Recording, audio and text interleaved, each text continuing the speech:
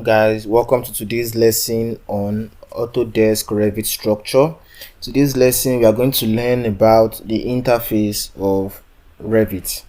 So once you first open your Revit, now you can see for me I'm using Revit 2022.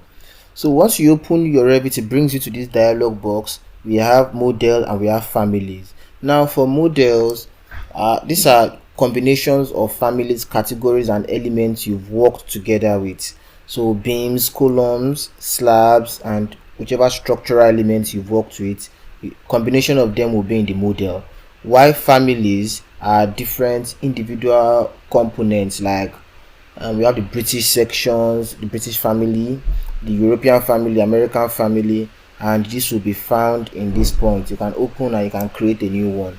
Now once you open it here, you also see this tab. We have the model and we have the family. These are recently opened or recently used model, but because this is the first time I'm using this, these are the last open ones, the one Autodesk created itself, so we can see them here.